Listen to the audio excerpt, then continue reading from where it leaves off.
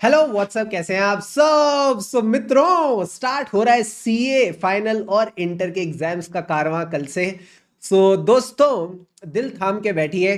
अब आपका जो पहला टारगेट है अपने पहले पेपर में, सीए फाइनल हो चाहे इंटर, वो क्या होगा सर? वो होना चाहिए 60+। कम से कम आपने 60+ टारगेट करने हैं। क्योंकि भैया एक बात हमेशा याद रखना, चाहे क्रिकेट हो या एग्जाम्स, अगर आप पहली बॉल पे पहले पेपर में एकदम बढ़िया नंबर स्कोर कर लेते हो, बढ़िया परफॉर्म कर लेते हो, तो इससे आपके अंदर एक आत्मविश्वास आ जाता है, एक कॉन्फिडेंस आ जाता है बढ़िया बढ़िया परफॉर्म करने का इन द बाकी पेपर। यही मेरी स्ट्रेटेजी थी for my CA inter exam, जहां मैंने एडवांस अकाउंट्स में स्कोर करे 76, and for CA final FR, जहां I secured 83 marks, that was the highest in the north reason.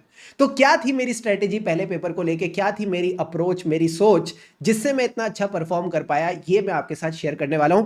Video पे आगे बढ़ने से पहले मेक श्योर आप वीडियो को लाइक जरूर कर दे अपनी पॉजिटिविटी के साथ, ताकि इससे बाकी स्टूडेंट्स का भी भला हो सके। सबसे पहले सर, जो आपने पहली चीज दिमाग में रखनी है वो यही है, you need to attempt 100% paper. कोई भी चीज ऐसी नहीं होनी चाहिए, मैं पेपर के बाद आपसे ये नहीं सुनना चाहता, सर सर मेरे को ये क्वेश्चन आता था फिर भी मैं नहीं कर पाया। क्यों नहीं कर पाए? करके आना है आपने भैया, एक भी क्वेश्चन छोड़ के नहीं आना। वैसे ही मैं सिंधी हूं, ठीक है।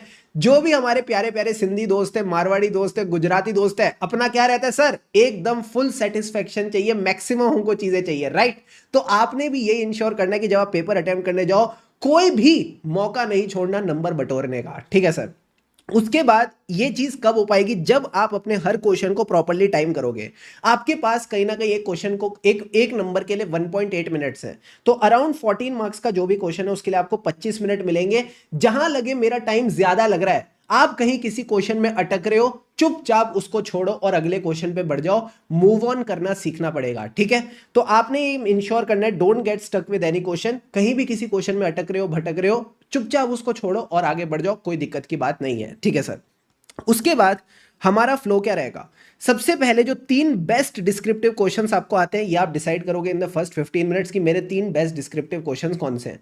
उनको अटेम्प्ट करना स्टार्ट करो और 1.5 घंटे के अंदर अंदर, विद इन 1.5 आवर्स, आपने उनको प्रॉपर्ली कंप्लीट करना है, ठीक है सर। फिर जो एमसीक्यूज है उसको उठाना और 30 to 45 मिनट्स लगा के आपने एमसीक्यूज कंप्लीट करने हैं। इसका फायदा बता रहा हूं, ध्यान से समझना। जब आप 3 डिस्क्रिप्टिव क्वेश्चंस पढ़ लेते हो ना और उनको अच्छे से कवर कर लेते हो, आपका दिमाग रनिंग स्टेट में चला जाता है, आपका दिमाग वर्क करना शुरू करता है। तो जब आप एक रनिंग माइंड के साथ, वर्किंग माइंड के साथ एमसीक्यूज अप्रोच करते हो, तो केस स्टडी पढ़ने में टाइम कम लगता है। आपका दिमाग क्विकली क्विकली ये समझ पाता है क्वेश्चन चाहता क्या और इसका आंसर क्या निकलेगा। फटाफट फटाफट एमसीक्यू होते हैं। यही अगर मैं एक स्लो माइंड के साथ एमसीक्यूज को अप्रोच करूंगा तो बहुत दिक्कत आती है, ठीक है। केस स्टडी पढ़ने में टाइम भी ज्यादा जाता है, दिमाग खराब होता है। तो ये अप्रोच मुझे मेरे सीनियर ने बताई थी, जिसकी AIR 1 आई थी, वाओ। और मैं आपको बता रहा हूं जिसकी AIR 8 आई है, तो क्या पता आपकी भी रैंक आ जाए, ठीक है। तो ये आपने अप्रोच फॉलो करनी है। और फिर जो बचे हुए 2 गंदे से डिस्क्रिप्टिव क्वेश्चन है जो आपको इतने अच्छे से नहीं आते, वो रिमेनिंग क्वेश्चन आप रिमेनिंग टाइम में कंप्लीट कर लो। क्लियर है बॉस? क्लियर है सर। अब सर, हमारा जो पहला टारगेट है वो माइंड में यही होना चाहिए, पास होने के लिए 40 चाहिए, 40 नंबर बटोरो। ये मैं क्यों बता रहा हूँ, कई बार पेपर टफ आ जाता है, हाँ। और अगर पेपर टफ आ जाते तो आपका ना माइंड कहता है, यार मैं 100 में से 100 कैसे लाऊंगा, एग्जाम्शन कैसे लाऊंगा। तो भैया तुमने एग्जाम्शन का सोचना ही नहीं है। पहला टारगेट होना चाहिए चुपचाप 40 नंबर बटोरो। जब 40 नंबर बटोर लो किसी तरह, फिर कोशिश करो 50 नंबर पे मूव ऑन करो। और जैसे ही 50 नंबर पे पहुंच जाओ, then go to 60 and above. फिर आप अपना फ्रंट फुट पे खेलना शुरू कर सकते हो। इससे क्या होगा, आप बहुत कूल रहोगे, काम रहोगे और ज्यादा टेंशन फिर नहीं लेनी, ठीक है। ठीक है सर। फिर इसके बाद सर देखो क्या कहता है, मैंने कहा आखिरी में कोशिश करना 10 मिनट आप निकाल लो to revise at the end. ये चीज मैं आपको क्यों बता रहा हूं, क्योंकि स्पेशली प्रैक्टिकल पेपर्स में, लाइक अकाउंट्स, कॉस्टिंग, FM, ठीक है, इनमें क्या होता है, सिली मिस्टेक्स हो जाती हैं। हमको ऐसा लगता है हम सही लिख रहे हैं, बट हमसे कुछ गलती हो जाती है।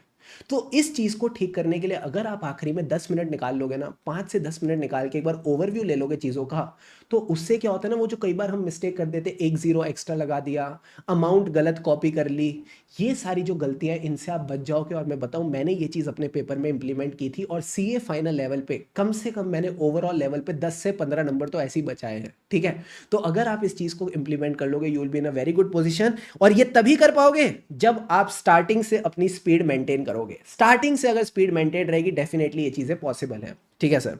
उसके बाद एक बात ध्यान रखना, आईसीआई के पेज हैं, कंजूसी करने की जरूरत नहीं है, हर नया क्वेश्चन आप एक नए पेज से स्टार्ट करोगे, ठीक है। जो भी आप काम करो, हैंडराइटिंग मैटर नहीं करती, नीट होनी चाहिए, और आपने प्रॉपर स्पेसिंग के साथ चीज़ों को करना है, प्रॉपर अपनी वर्किंग देनी है, प्रॉपर अपने वर्किंग नोट्स देने, everything should be neat and proper, ताकि जब एग्जामिनर उसको देखे तो उसका दिल खुश खुश हो जाए, ठीक है सर।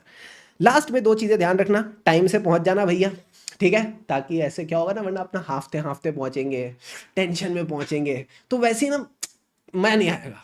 आराम से पहुंचो, बढ़िया सीट पे पहुंच जाओ, अपना बैठ जाओ, आंखें बंद करके 2-3 मिनट मेडिटेट कर लो, ठीक है, just relax in that zone, and automatically फिर जब पेपर आएगा तो आप आराम से उस चीज़ को स्टार्ट कर पाओगे। थोड़ा भगवान का भी नाम वगैरह ले लेना, ठीक है सर।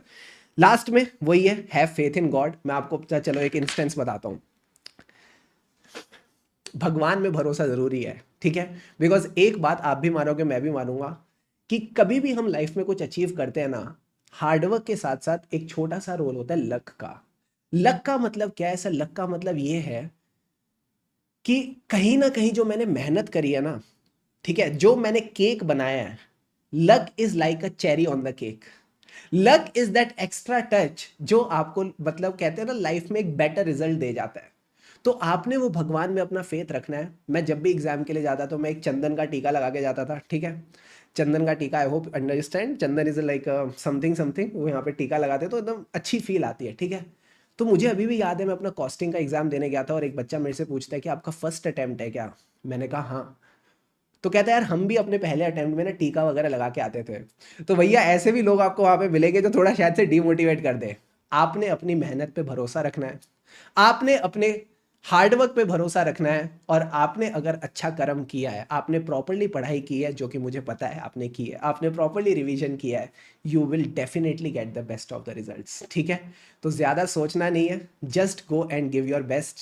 भगवान श्री कृष्ण कहते हैं ना, पार्थ तुम कर्म करो, फल की चिंता मत करो, क्योंकि अगर आपने बेस्ट कर्म किया है तो फल की चिंता प्रभु करेंगे, और वो आपको बेस्ट फल देंगे, एकदम बेस्ट क्वालिटी वाला फल देंगे, जिससे आपके बेस्ट ऑफ द रिजल्ट्स आएंगे। So on this positive note I am wrapping this session right now. Make sure जो भी आपका पहला पेपर है, you go and give your best, because that's what matter. अभी तक मैं कहता था खुशी से पढ़ेंगे तभी आगे बढ़ेंगे, अब हम एकदम केयर फ्री होके, टेंशन फ्री होके पेपर लिखेंगे, क्योंकि खुशी से पेपर लिखेंगे तभी एग्जाम्स में बेस्ट नंबर स्कोर करेंगे। मेक श्योर आप कमेंट सेक्शन में अपना कमिटमेंट कर दे दैट आई विल स्कोर 60+, या I will score an examination in accounts या एफआर, जो भी आपका पेपर है, so that you do really really great in the coming exams. All the best मित्रों, धूम मचा दो, लगे रहो।